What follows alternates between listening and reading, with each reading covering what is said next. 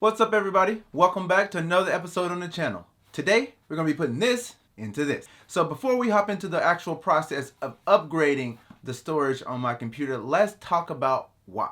So recently I came back from a shoot and I noticed I was trying to transfer some media over to my computer and I noticed that I was running out of space. Not only am I running out of space, but the problem is it started to take forever. So in my computer currently I have a 2 terabyte SSD and an M.2 format. If you guys are not familiar with the M.2 format, it's not the more square or a rectangular shape like the traditional SSD. It's more of a SSD that looks like the stick of gum. So that's a 2 terabyte drive and I'm already filled that one up, and I believe I have an episode up on the channel if you want to check out that. So today we have to go back inside of this PC and install another hard drive, and today I'm going to be updating that 1 terabyte hard disk drive. I've been putting this off for a very long time.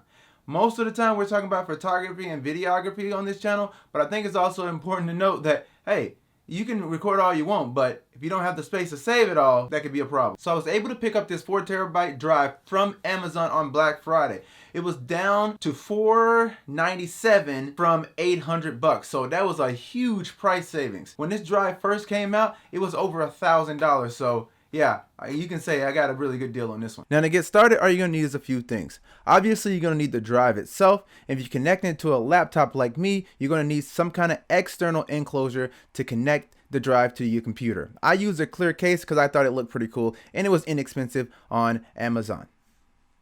Next thing up, you're going to need a cable that will connect the drive enclosure in the drive to the computer itself. I say go with a faster cable. The faster the cable, the less time it will take. You can definitely tell if it's a fast cable. Just look on the end. Normally a blue one is USB type 3. Following that, you'll need to download a program called Malcrium. I don't know how to pronounce it, but I know that it is free and you can go in and clone any disk that is not a Samsung disk, and it doesn't have to have a copy of Windows.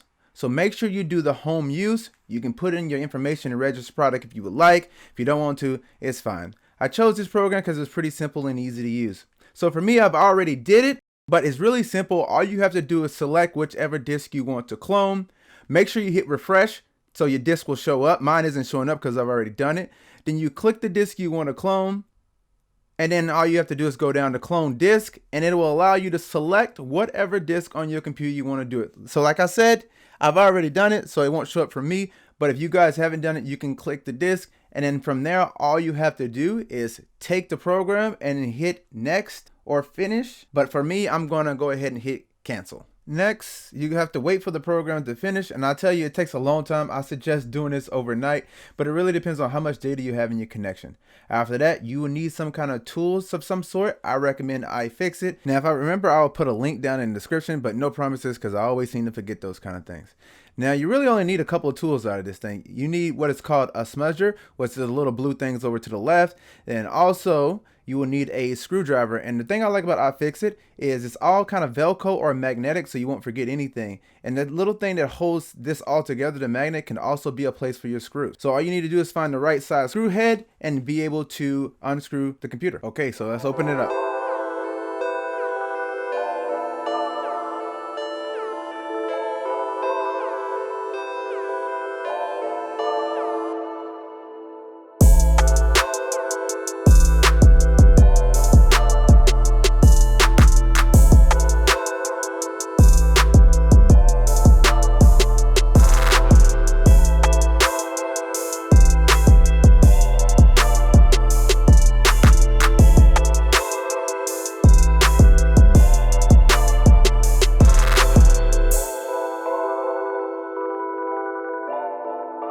Finally, we get it open.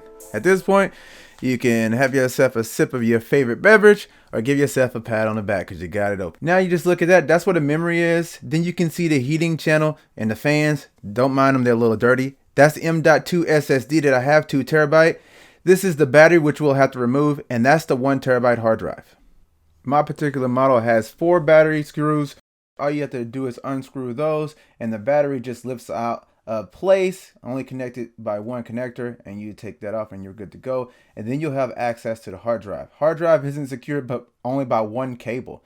You just lift it up, take off the little sled. There is a cable on the side. As you can see, the SATA It's connected right there. There's a cable that's connected to. It's recommended that you remove it, but I skipped that step because why would I do that if I can just put it back on? Now, don't be like me and try to put it back in. For whatever reason, you need to flip the hard drive over. As you can see, I'm struggling to get it in, but eventually I figured out if I just rotate the hard drive and put it in upside down, that the SATA cable will connect. Not sure why you have to install the hard drives upside down, but if you get stuck on that point, just know that you just have to flip it upside down, and then from there, you just connect the pieces again, and then there you go. Seal the system back up and power on your device. So to wrap this video up, I wanted to show you guys, I ran Crystal Disk Mark to benchmark the speed of my old hard drive. My old hard drive, the 1 terabyte HDD is on the left. My new 4 terabyte Evo SSD is on the right. The top line measures sequential speed, read and write. As you can see, my new SSD is about 3.5 to 4 times faster than my old hard disk drive. I don't know about you, but I love when I can save time. And also, if you look below, you can see random read and writes, and it's not even comparison. What is it, like 100 times, 1,000 times? I don't know.